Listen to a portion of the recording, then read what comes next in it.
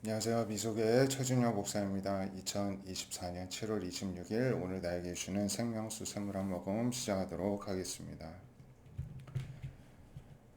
열왕기하 3장에 보면요. 유다의 여호사밧 왕이 18년째 통치하던 해에 북이스라엘에서는 아합의 아들 여호람이 왕이 되어서 12해 동안 다스렸다고 전합니다. 하나님 보시기엔 여전히 악을 행하였지만 아합왕이 가장 악한 왕 중에 하나였죠. 그래서 그 부모 같지는 아니하였으니 그 이유가 그의 아버지가 만든 바알 주상을 없애기는 했다는 것입니다. 하지만 초대 북이스라엘의 왕 여로보암의 죄를 따라 행하고 유지하였기 때문에 하나님은 악한 왕으로 보셨다는 것이죠.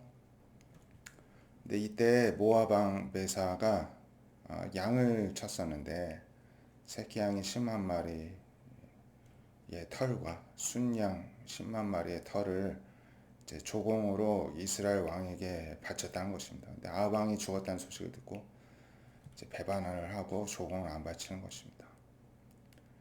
그랬더니 아합 왕의 아들 여호람이 이제 이 소식을 알고서는 유다 왕 여호사밧에게 사울신을 보내서 나 함께 가서 모압을 치겠느냐 묻습니다. 그랬더니 여호람이 이제 이렇게 제안을 한 것에 대해서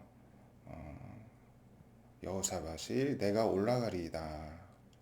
나는 당신과 같고 내 백성은 당신과 같지 않느냐. 우리가 한 동족이 있지 않느냐 하면서 이제 호의를 가지고 동맹하기로 하였습니다. 여호람이 이제 어느 길로 가리까 물었더니 에돔 광야길로 가자 해서 가는데 이제 7일이 지나서 군사 따라가는 가축을 먹일 물이 다 떨어진 것입니다. 그래서 이스라엘의 여호람이 말하기를 슬프다. 여호와께서 이 세 왕을 불러 모아 모압의 손에 넘기려 하시는구나 하면서 이제 안타까워하였다는 것입니다.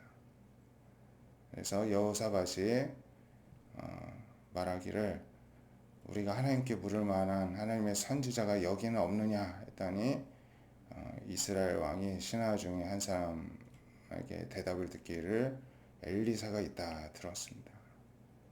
그래서 북이스라엘의 왕과 여호사밧 이제 남유다 왕과 에돔 왕 이 세 왕이 그에게로 내려갔다는 것입니다. 이렇게 연합군을 형성을 하여서 구절에 이미 나왔었네요.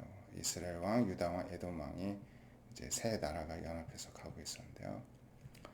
그래서 엘리사가 대답을 합니다. 내가 당신과 무슨 상관이 있습니까? 당신의 부친의 선지자들과 모친의 선지자들에게 가소서. 이 말은 바알과 아세라 선지자 있지 않냐는 것입니다. 그런 바알과 아세라 제사장들에게 가서 물어보라는 것이죠. 투명스럽게 대답을 하였습니다. 그랬더니 이스라엘 왕이 그렇지 아니하니이다. 여호와께서 이 세 왕을 불러 모아 모압의 손에 넘기려 하시는데 좀 도와달라 이야기를 합니다. 그러면서 엘리사가 하나님을 두고 맹세하는데 내가 유다 왕 여호사밧의 얼굴을 보는 것이 아니라면은 그 앞에서 당신을 향하지도 아니하고 보지도 않을 것이다. 그러면서 검은고 탈자를 불러 오소서 이렇게 청합니다. 그래서 이때에 하나님께서 엘리사 가운데 이제 함께 계셨고요. 하나님께서 알려주시기를 골짜기에 개천이 많으니까 파라 이렇게 이제 응답을 해주셨습니다. 그러면서 이 골짜기에 물이 가득하여서 사람과 짐승이 다 마실 수 있다 이제 하셨습니다. 그러면서 이것을 전하면서 하나님께는 이런 것들은 작은 일이다. 그래서 모압 사람도 당신 손에 넘길 것이다. 그리고 뭐 그 성읍을 다 전리품처럼 얻게 될 것이다. 그래서 아침이 되었는데 소재 드릴 때 물이 에돔 쪽에서 흘러와서 그 땅에 정말 하나님의 말씀대로 가득하게 되었다는 것입니다.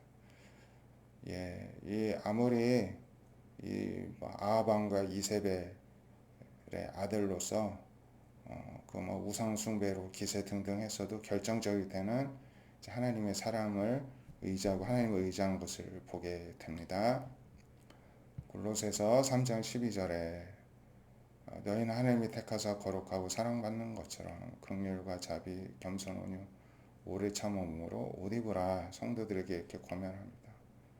누구에게 불만이 있어도 서로 용납하고 용서하라. 주님이 용서하신 것을 생각하라 하면서 늘 사랑으로 온전하게 매는 띠를 매서 한 몸이 되게 하라 이렇게 권면을 합니다.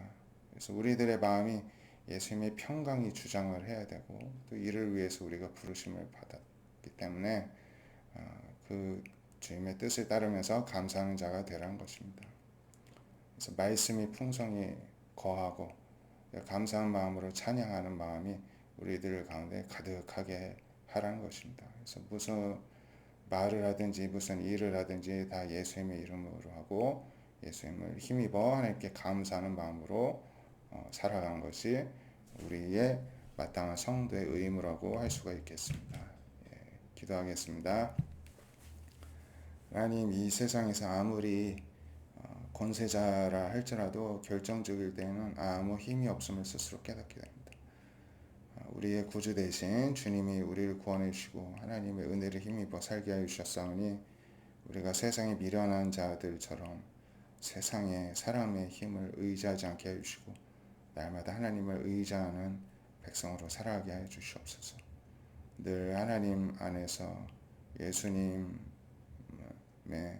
우리를 구원하심, 대속해 주심, 또 우리를 용서해 주심을 늘 기억하면서 우리들의 심령 가운데 용서하는 마음, 용납하는 마음, 평강의 마음이 가득 차게 하시고 감사의 마음이 가득 참으로 우리들이 오직 예수님으로만 늘 충만한 삶이 되고 그런 모습이 되게 하여 주시옵소서. 예수님의 이름으로 기도드립니다. 아멘. 주님 안에 능력이 있습니다. 오늘도 주님을 전적으로 의지하는 하루 되시기를 축복드립니다. 감사합니다.